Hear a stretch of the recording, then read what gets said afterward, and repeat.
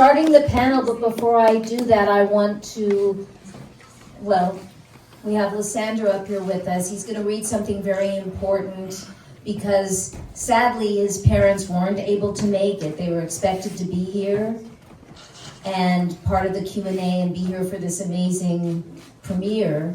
The first time the film has ever had a theatrical run. Wow, it's amazing. Yeah. So I'm going to let Lysandro read this.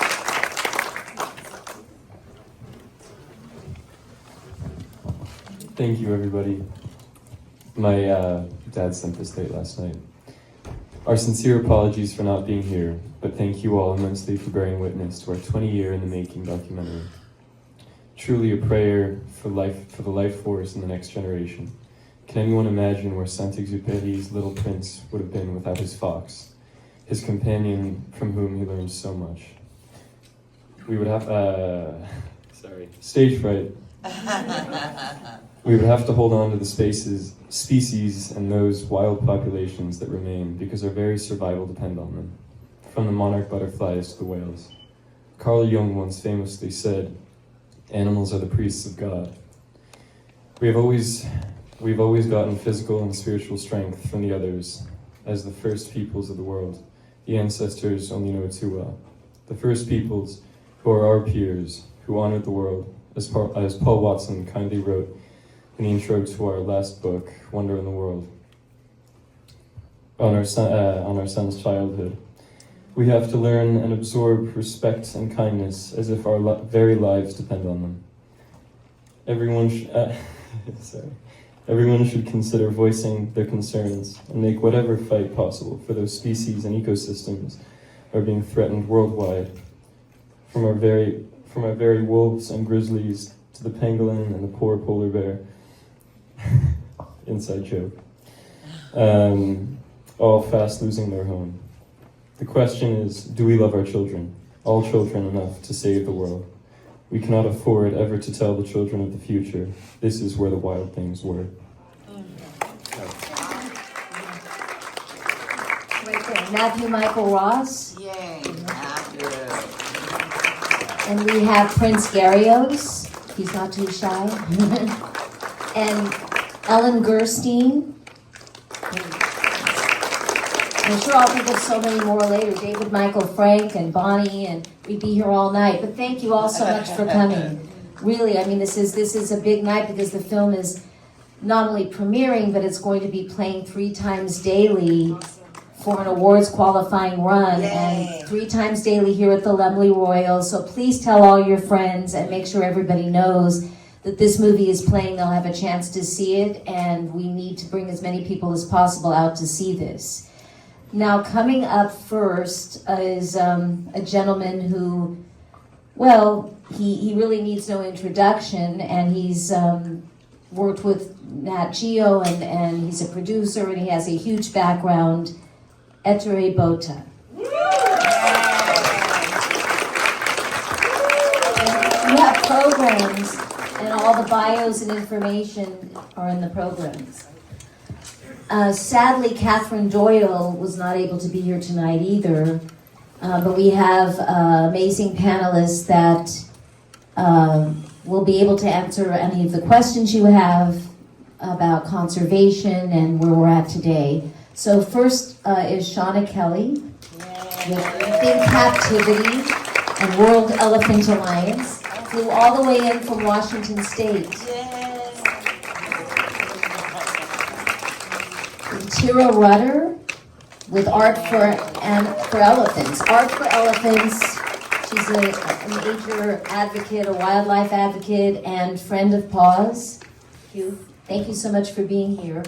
And last but not least, Georgia Umano, host committee, Elephant Matriarch Project, author, and she's going to talk about what she's working on. And we also have Eric Green with Family Spirals. I don't know if Eric wants to join the panel, but we definitely would love to hear from him during the Q&A. So Eric, if you feel inclined, we're missing a chair, but you can certainly raise your hand or come down here. We'll give you a mic. So first of all, I want to know, you haven't seen Walking Thunder since you were 13, correct? and you're 19 now. So what was it like, Yeah. really, what was it like growing up? I mean, it's reflected in the film. I see it and I find little aspects of myself that I might not have uncovered before. I speak to parts of it on the film. Kind of the friction between, going out into the wilderness and interviewing Kikuyu elders, the Walinguru, the Damara, the Himba, and then going home and trying to figure out how to relate to the kids who just want to play Minecraft with you. It's an ongoing struggle, but it's one I'm blessed for. I'm very grateful. Yes, we're really grateful that you're here, and it must be hard to relate to other people that didn't have that background, right? Do you keep in touch with any of the natives and the park rangers and all the experts and that we saw in the film? Do you stay in touch with them? I have one friend, Romeo, from Ethiopia, Lalibela, where the monolithic stone churches are. And we stayed in touch during the whole Ethiopian civil war in the Tigray region. He sent me photos of his friends skewered with arrows. But yeah, there are brighter stories of wildlife comebacks, people starting to advocate for their home. So important. You're wearing your grandfather's boots too, right? And I'm wearing a special bracelet that Georgia gave me from Kenya. Tell us about the boots. The boots. My grandfather died 5 years ago, almost 6. And I went out to his place in Soho a while ago, a couple weeks ago, and I collected some of his clothes. And these were his boots as he walked all over, carried out his own works. I wanted Amazing. to represent him today. Well, your parents are here in spirit. I wish we were going to set up a Zoom, and that would have been so amazing to have them, but sadly we weren't able to do that. So, we're just going to have to imagine through you what they're feeling tonight. Now, Etere, how did you become involved with Walking Thunder? And talk a little bit about your journey trying to get the film distribution and, make sure that it ends up in the right place. Well, I met Xander's father, Cyril, in Long Island a few years ago, and he talked to me about this documentary that he has produced, and I thought it was very interesting. And when I saw it, I said, "This is it. This is the documentary about elephants. It's not about what elephants do, how they walk, what they eat." But it's a poem about elephants, and it's a relationship between human beings, not only Africans and elephants, but the whole of us. It's a relationship that we all have with wildlife, especially, and with elephants, and it's also, I saw that it was a relationship between childhood and elephants, and if we miss elephants and wildlife, then we will not have childhoods anymore, and we will not be able to talk to our kids or our grandchildren about the bears and the elephants and the lions and the polar bears and the butterflies. Because if they're not there anymore, we can't say, well, once upon a time, this, what you are holding, my dear child, used to roaming around the earth, but it's not anymore. And we don't want that. And so I thought that the documentary, Walking Thunder, was depicting that situation and making sure that this will not happen, that we will continue to have this relationship with wildlife and elephants, and not only in imagination, but in reality.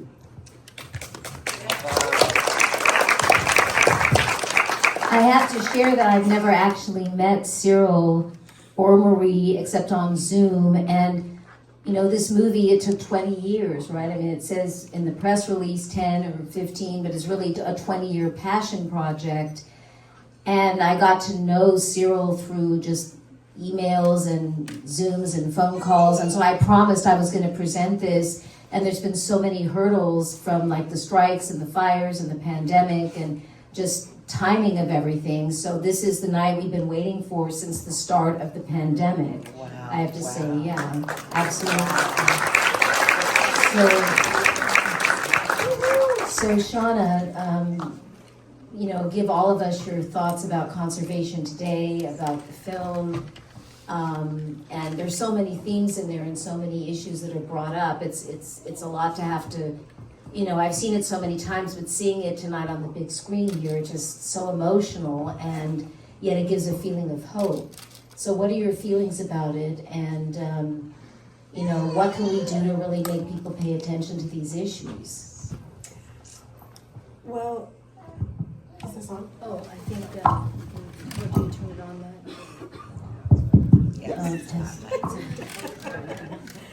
Well, I think that this was such a beautifully Speak on. this was such a beautifully done film, because it does highlight both the plight of the elephants as well as what has been working. So for example, the boycott on ivory, any lax up of that, we see what happens. It just spirals back down. Tira will have a lot to say about working with communities, and that's another thing, is just making sure that any conservation efforts include the communities, really working together and making them an integral part of that conservation strategy. They're the ones that live on the ground. And I think we're hitting a crisis too with climate change. And I think that that's the point now where, between population, drought, fires, as we've seen here, it's a point where we need to start making a shift. And children, like Lysandra in the film, and also a child that's here tonight, I mean, they are the voice of the future, and it's very effective when not just young people or teenagers, but children speak up, just like in the film. So that's something we really need to get out there. And I think with a lot of the protests now, there's not enough young faces. I believe in it being universal, but I think adults will listen more if children are telling them what they feel. Absolutely. Thank you. Is this a good time to mention I own a safari tour company? Oh, wow. Great. Yeah, and we go to a lot of those places. A lot of people don't realize with the global crisis, we all agree that that these animals have to be protected. But I think there's a lot of spinning of wheels about what actually works. If you want to stop poaching and you want to stop and save these iconic species, you have to look at global poverty, which is a huge problem. I live in Kenya about a third of the year, and human-wildlife conflict is enormous and exacerbated by climate change, human population growth, and things that happen in the US government, in our government, have direct lasting consequences in Africa and Asia and all over the world. For example, pulling out US aid from, without getting too political, because this is about that, but there is a direct connection between the actions of all governments now. We're a global economy. So 40,000 people lost their jobs in Kenya when US aid pulled out. That's ancillary jobs. People in poverty are driven to take steps that everyone can love elephants, but if you've got 5 kids and mouths to feed, what are you going to do? So I think that there's it's a whole systemic thing. Another thing is Kenya has been pretty good at this, but we have to look at foreign investors. It's very hard to get someone appropriately punished by the government if their government is sending a lot of money to invest in that company. In that country, excuse me. So for example, if you bust a big ivory trader from Europe or Asia, but Asia has just given $10 million to your government to build an airport, are they gonna really ride that person hard? No, they're not. So there's a lot of things that you guys can do on the systemic level in your own country to help these iconic species. It seems like we're all in this bubble, but we're not. We're all interconnected, and this film showed that so beautifully. The interconnection between species, between this wonderful boy who really hasn't changed all that much, but a lot taller. But if you guys get out and vote in the local elections, get out and speak, be a voice for animals with how you shop and how you eat and how you spend your entertainment money, and never stop advocating through things you can do on the local level. So, sorry, I could talk all day. Georgia, thank you. First of all, thank you so much for this film. Yay. Oh, it was amazing. It was truly amazing, and I am a huge elephant lover, and I watch everything elephant. And this is the best. It is. It's the best. And I hope it wins the Academy Award and gets known more universally by many, many, many people. Yay. That's what we're aiming for. I've been lucky to spend a lot of time in Kenya. I was there 6 times as a journalist, and I was also lived there for 2 years, and I worked there. I went there to help elephants. I love elephants. What can I do for an elephant? I got to know some of the conservationists. I thought maybe I could work with them. Well, it turned out I couldn't because you had to have a work permit, which I didn't know, and they weren't giving any out that year for elephant conservation to foreigners. But I was offered a job working with unwed mothers and their children. This was an eye-opener. I call them the forgotten girls. All over Africa, there are women, young women, and girls who get impregnated in school. There's no birth control. It's just kind of taken for granted that this is going to happen. And there's no future for these girls. They stay in their one spot, most of them, the rest of their lives. Before they even have a chance to discover who they are as a person, they have a responsibility for a baby. I know how that feels because I was an unwed mother. Of course, I was a little older and I had a lot more resources. These girls have no resources, okay? The girls that I was working with had never even seen an elephant, let alone know anything about what's going on.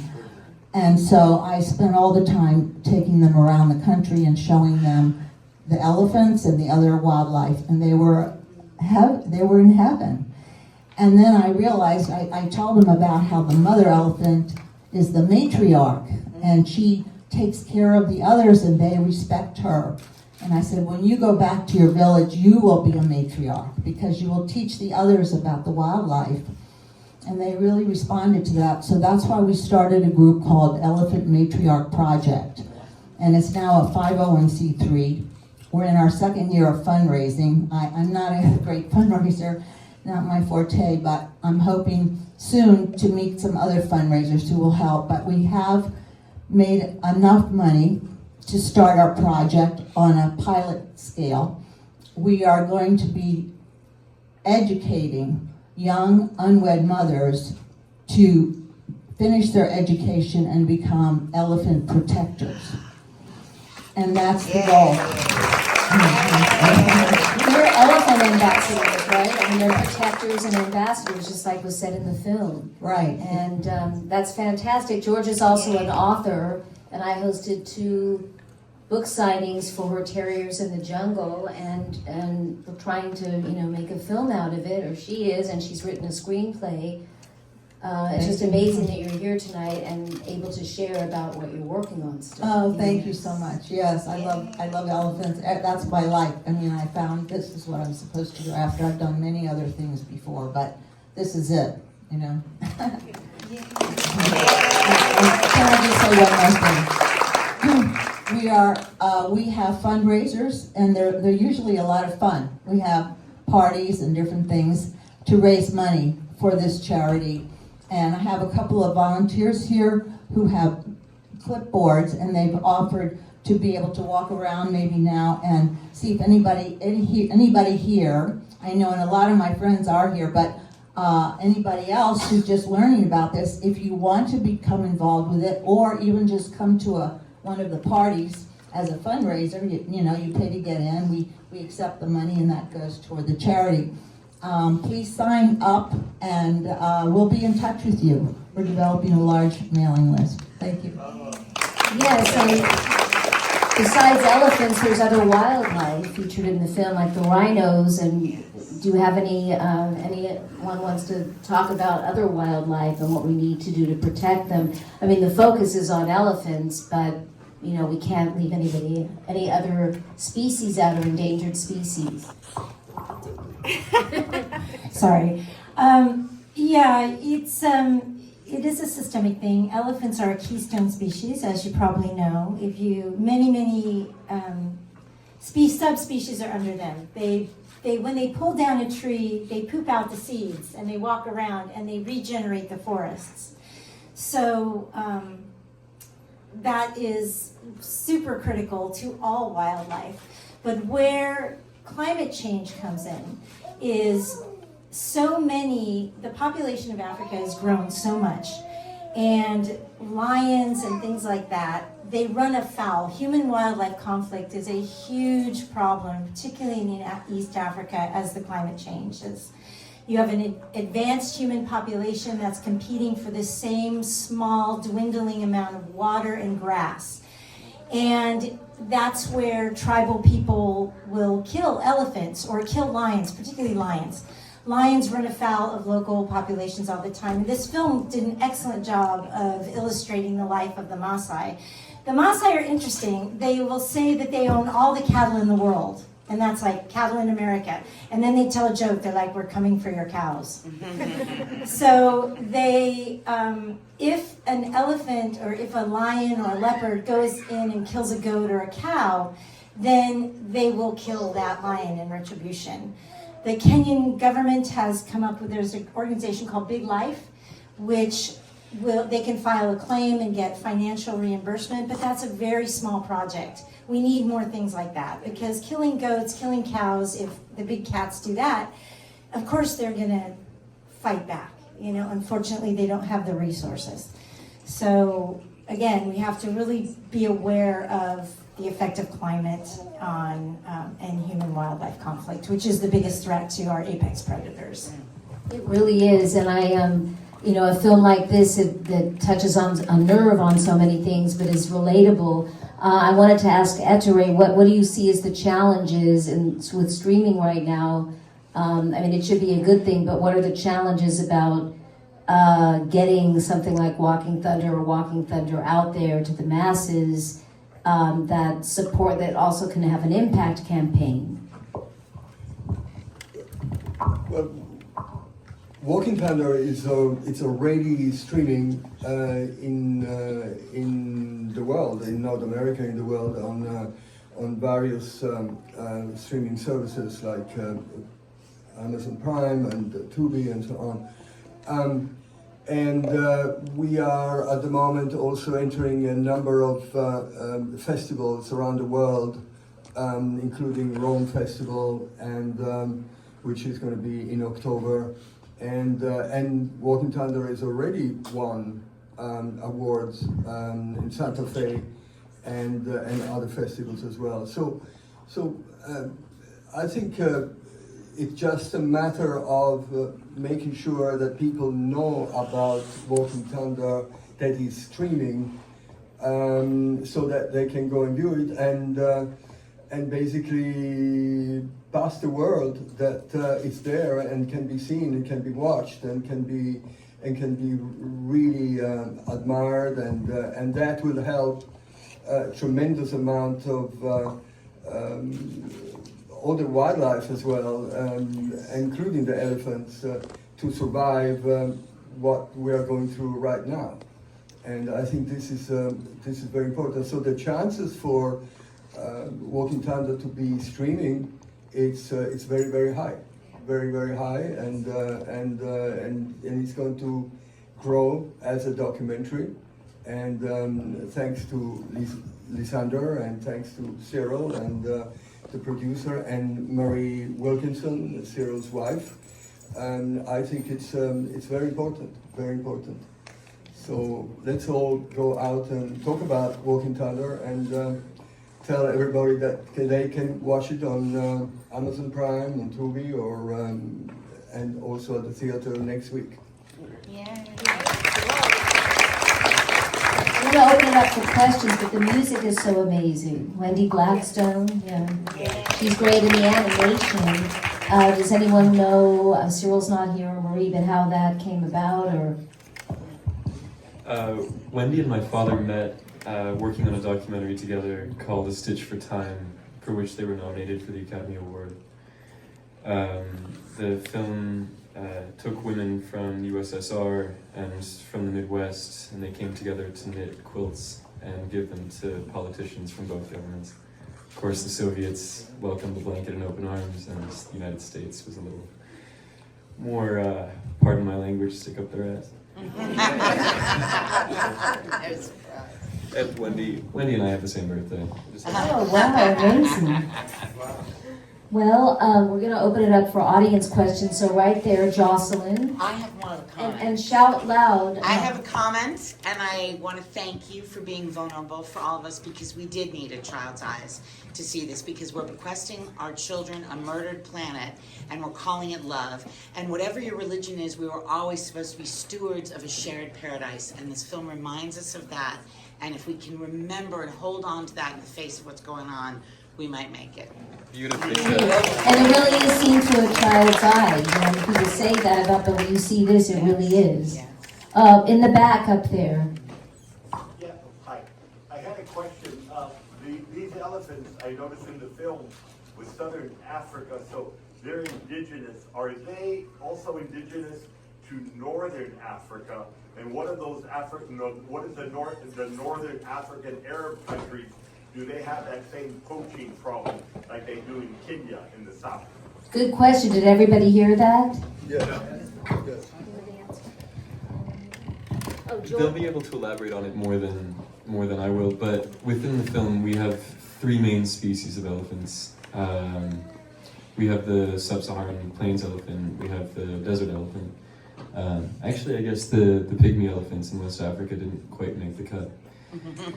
Yeah. Well, Georgia has something to say, right? You're fired up.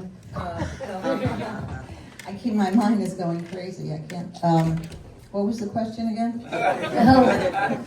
Freddie asked, why don't you say about the problem with poaching? I wanted to know that these elephants with the ivory is indigenous to Southern Africa. I wanted to know if they're also in Northern Africa, and what are these Arab nations in the northern region, do they have that same poaching problem like they do in Kenya in the south? And how are they protecting the the elephants in Northern Africa like they're doing in the south? Well, if you're talking about the very northern areas like Egypt and Tunisia and so on, they don't really have elephants there to speak of. But I wanted to make another point. You know, Kenya is the only country in Africa that totally prohibits poaching. It's the only one. And even though they do prohibit it, it still happens. And it's a lot of it has to do with the poverty in the country. So that's why I'm all for lifting up Kenya and making an example. Pretty soon, they're going to have more elephants than any other country because they're doing a much better job of protecting them. Because every day the elephants are still being killed in Africa. We can never do enough. We can never do enough to keep the word out there. Yes, Gary. How has technology affected the poaching industry and also the conservation efforts to stop it? Did you all hear the question? It's about how does technology affect the poaching and what, can you repeat the last part? And how has technology affected the efforts to stop poaching and conservation? How has technology affected the efforts to stop poaching and help with conservation? I can take this one a little bit. There, we've got it. So the aerial flights have helped. They've also done DNA mapping, so they can now track back where ivory is coming from. So if they found poached and are able to get that, then they'll do DNA mapping, can figure out where it's coming from, and hopefully find those poachers. The other thing, going back to Kenya, and I'll give this to Tira for the rest, but going back to Kenya, is they have done such an amazing job fighting this through all the systems. So now the police are involved with the rangers, and the rangers are involved with the government, and so they're fighting this on so many different levels that no other country is doing. That's why it's been so successful. Yes. Right there. And education. And education. Kenya does a lot. When I started going there 30 years ago, you didn't see actual Kenyan citizens in the national parks, but now you see all the kids going to the parks and school groups, and it's really cool. Technology is a double-edged sword. I always tell people, if they take pictures of animals, everybody wants to get a selfie. You've got a tracker on your phone. You're taking a picture of you and a rhino, and you put it on social media, and everybody knows where you were when you took that picture. So, in terms of, the problem is that poachers are extremely sophisticated. We're talking, they're up there with arms dealers, human traffickers, and drug traffickers, and they're armed and equipped in that same way. They have night vision cameras. They have big money laundering operations. Animals and body parts are the fourth most trafficked illicit substance in the world. The number one is people, the second is arms, the third is drugs, and the fourth is wild animal parts. And so it's hard to get budgets from governments to invest in technology. I mean, technology could really do a lot, but it's very difficult to find budgets in governments that are strapped, like the criminals have, right? The criminals have deep pockets. They can get the latest technology. They can use satellite tracking. They can do anything. So I think in those terms, it's very difficult for governments and NGOs to keep up financially. The devil's always in the dollars, right? It's difficult for NGOs and governments to keep up with the technology that the poachers have. But technology has been a boon, like in terms of DNA tracking for tracking vintage legacy ivory versus fresh ivory, and in terms of just tracking for good purposes and things like that. So it can go both ways. Oh, a lot of questions. Right there. This is a question for Lysander. First things, thanks for sharing your life story with us. I'm wondering what you're up to now in addition to promoting the film. Are you studying to be a naturalist or a photographer? What's going on with you? Thank you for coming. I'm currently at the American University of Paris. I'm Leaving tomorrow, right? Leaving tomorrow at 4:30 a.m. I'm studying international comparative politics. I hope never to have a career in politics. I would wish it on anybody. I actually think that if a person is interested in politics, that definitionally disqualifies them. But I think it's important to get an understanding of the system that these people have all very well articulated on. Thank you. And Jerry.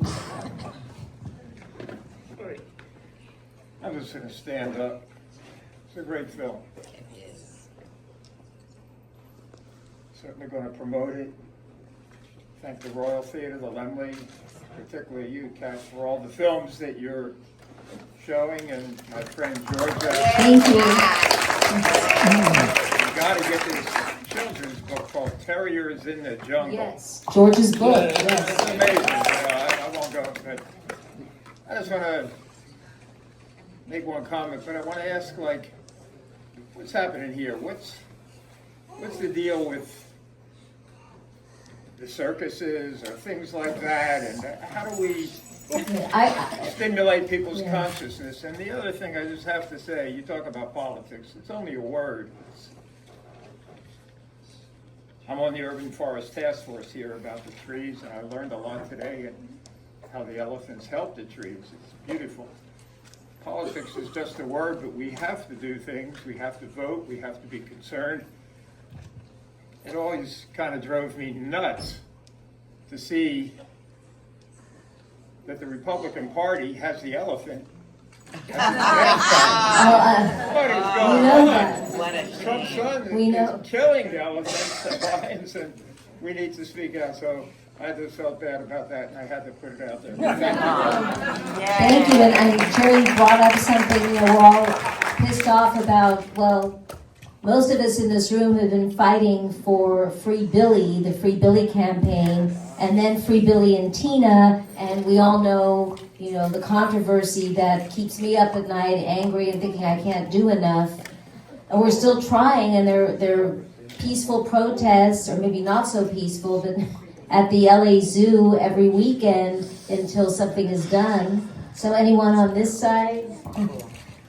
Well, one, circuses are fortunately, state by state, decreasing the amount of live animals that they're allowing. Right. So let's clap for that. And continue to spread this from state to state. It really is through local legislature. So be political a little bit. Secondly, we have our elephants in zoos. And regardless of their amazing media, they're not happy, they're not comfortable, and it's not enough space for them. So there is a big move towards sanctuary, which is great. We were hoping Billy and Tina could do this, especially Tennessee is an AZA accredited location that is a sanctuary, and they still wouldn't let them go. So the zoos look at their animals as a collection, and that's how they refer to them. So we need to continue to educate.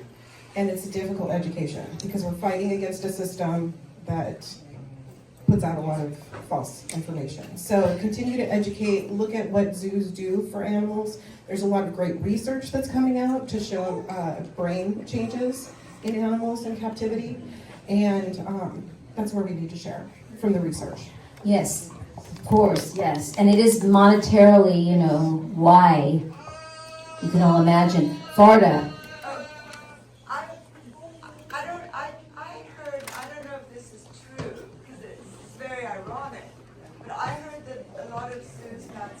To advance wildlife preservation. Is that false? It's false. So every zoo claims to have a conservation program, which is true. 3% is the really max in which zoos contribute to conservation. This is the trick. Conservation can also just be building more enclosures. So some programs do fund some wildlife tracking, some research, and other zoos just put the money right back into building more cages. Or having toys for themselves. To elaborate on that, one of the biggest issues that we've faced is the fact that most trophy hunting across sub-Saharan Africa is framed as probably the most effective form of conservation. Their narrative is that the elephant populations are eating themselves into starvation, which on a reduced scale could be seen as true because their ranges are reduced and they're forced out of their normal migratory paths. So what most of the zoos do, in the vein of the irony that you're referring to, is support the trophy hunting. The money goes back to them, and the money comes back indirectly in the form of a new orphan elephant or other species. Oh, that's so sick. Well, we have a lot more questions. Right there, Chip? Beautiful film. I'm really anxious to see it at least get a nomination for an Academy Award, if not win. I think brilliant filmmaking, beautiful storytelling. Your whole family being involved in this is just phenomenal and really, really great. So good luck in Paris and good luck with this film. You're going places. Thank you. Yay! We probably only have time for a few more questions. Yes. Way in the back, yes. Freddie. Yeah, Kat, this issue is international. I have some little connection. This needs to go to the United nations. Yes. Governments of the world, like China, Japan, have to know, all countries of the world have to know this issue. They're the controllers. They can really put a stop. All these United African nations can put a stop if they want to, but there is that issue of poverty in their population, which is true. Yes, and you know, films like The Cove, which I presented, I was proud to present for the second installment, then it won the Oscar. It did make a difference, but then it started up again.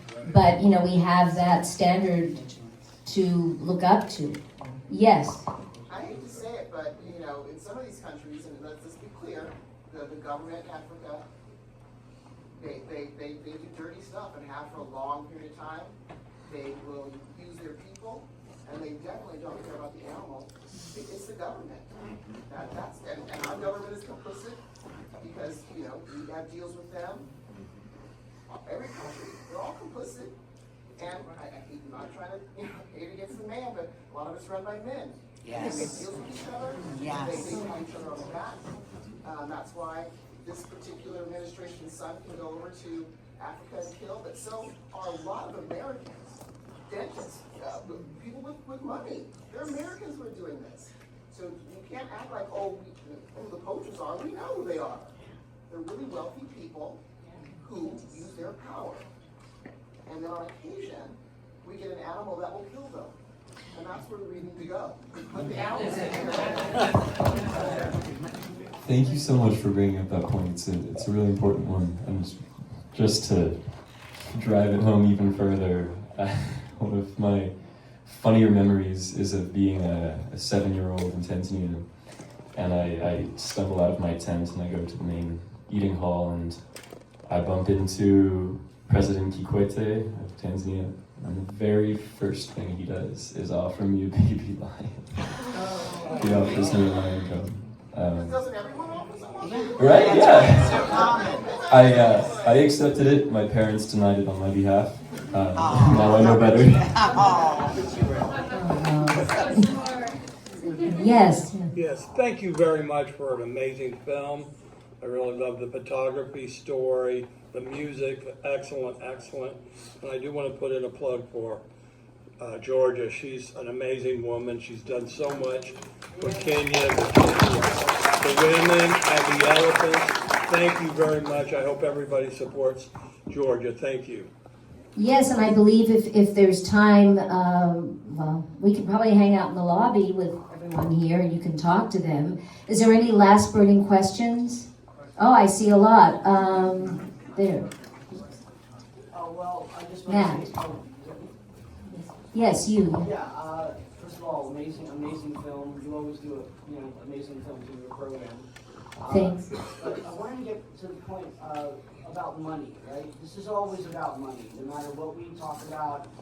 Is there something Americans can do, and maybe spread out, like where we can stop doing something, like stop buying something, stop eating something, stop doing something in our lives that could affect the world economy? Because if we can start doing that, whatever that is, and it's not about giving money, because giving money, it's going to end up in somebody's pocket.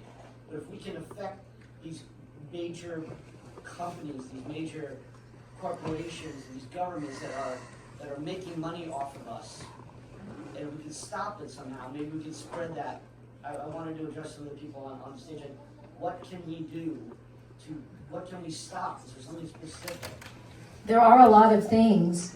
You want to take that one? Yeah, there's a lot of things you can do. You can spread awareness. That's number one. Write to your local and state officials. Always vote. Try to shop ethically.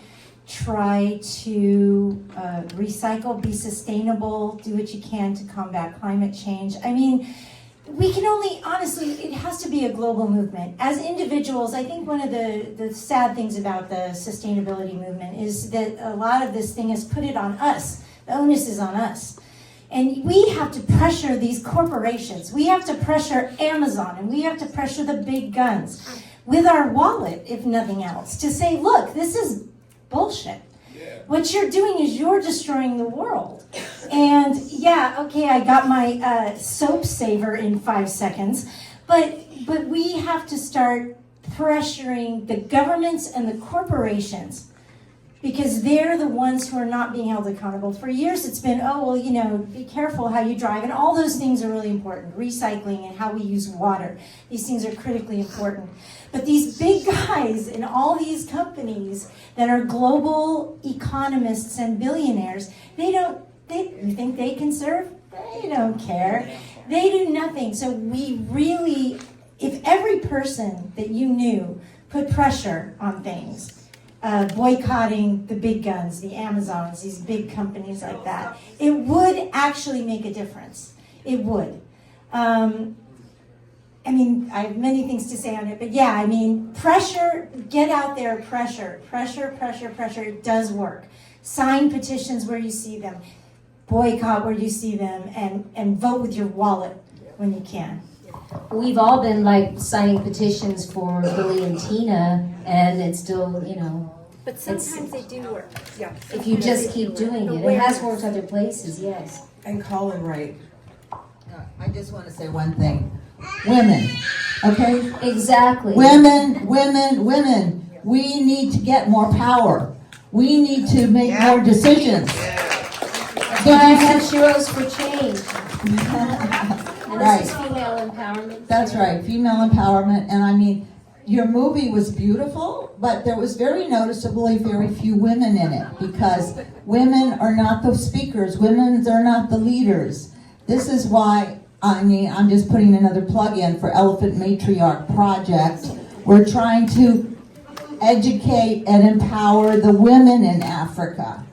So please join us. Cyril did write an article, a beautiful article about the film in my series, and having it here a while ago, but it's all about female empowerment and the importance of that. So I definitely know that, you know, these are female empowered males right here on the right. Terry.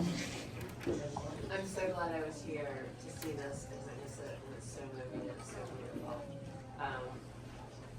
Lysander, it's amazing just to see you. And I wanted to know what you learned about yourself and the world through the animals. Did you hear those? I did. Terry asked Lysander what did he learn about himself and the world from the animals and from the wildlife. Thank you. Probably the most profound lesson that I learned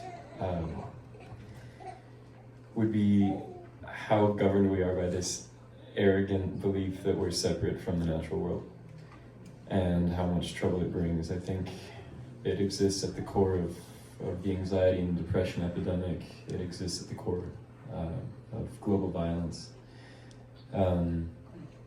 I guess my lessons would be best encapsulated in that quote by Martin Luther King at the end. I should memorize it, but it says in general terms that so long as we view the natural world as inferior and believe it permissible to treat animals the way we do, then there's no way for us to make progress with our own kind. The most notorious tactic in any genocide is the act of dehumanization, the lowering of people to the level of animals. And it works because we think it's okay to treat animals that way. And they are like us, and we treat each other that way too. So, right there. Yeah, I just want to say for Lysander, so years ago, like half a century or something, when my brother, we went on a family trip to Italy, and he came back to 7th grade and started talking about his trip to Rome, right, and everything that he learned. And the teacher just shut up for 2 weeks. And you can do the same because you were in the movie, you lived it, you're that much older now, you're a perfect spokesperson. When it screens, like before, there should be an interview with you. Like firsthand experience, you can't beat that for marketing. And so the more you're involved in publicizing this, I think the farther it's going to go. Good point, yes. Very good. I know.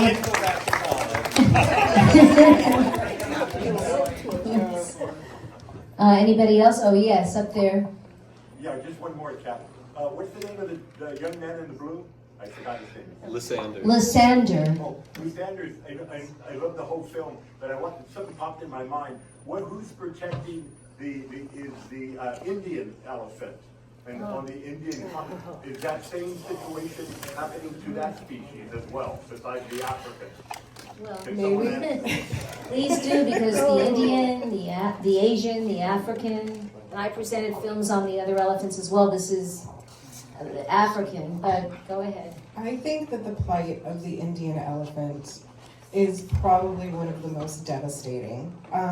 The conditions that they are held, the treatment that they receive is just beyond horrific. And climate change and global population increases significantly impacting the Indian elephants as well in India. I mean, there's many other elephants that we can speak about, but between mining and development and increase in population, the Indian elephants have lost their corridors. They're losing their lives due to human conflict, but also getting hit by railways. They're just dying beyond too quickly. So, unfortunately, the government is kind of even moving backwards. They just shipped 4 semi-wild elephants to zoos in Japan. So we need to figure out how to move forward as a global community. And Tira does a lot of trips to other locations, including Nepal, so I'll let her talk about some of those elephants. So the African elephants are endangered, but the Asian elephants are critically endangered. I think there's only 30,000, less than 30,000 left in the world. They do not, only certain males get tusks. So it's not necessarily an ivory poaching things. Female Asian elephants don't get tusks. They get little things called tushes. But in their case, it's a lot more abuse because they're considered domesticated. So these animals are pulled out of the wild, they're beaten. If you could see what they do to baby elephants to make them able to be ridden, oh my God, it'll keep you awake at night. So tell everybody not to ride elephants if they go to Thailand, okay? Everybody, take a vow. You will never ride an elephant. Don't buy a painting by an elephant. Don't do any of that stuff. So pets, feed, none of that. Or decorated elephants. Decorated elephants. So it's like really, it's a different problem. It's habitat loss. And as Shanna said, it's a population growth, lack of habitat, climate change, but also issues of domestication, captivity, and severe abuse that the Asian elephants suffer the world over. It's a huge problem. It's even worse than the African elephants because typically, if you look at a circus like Ringling Brothers, those are always Asians because they're theoretically more mellow than the Africans. They usually have the Africans in the zoos because they're the biggest land animal. So it's two sort of different, equally horrendous problems. Well, Billy's an Asian elephant, right? Great film. Well, I think we're finished. We've heard questions outside. And maybe give some audience feedback. When you see a camera, talk into it. Billy and Daniel, you can talk into the camera and they can get your feedback. Thank you so much. Have a safe trip home.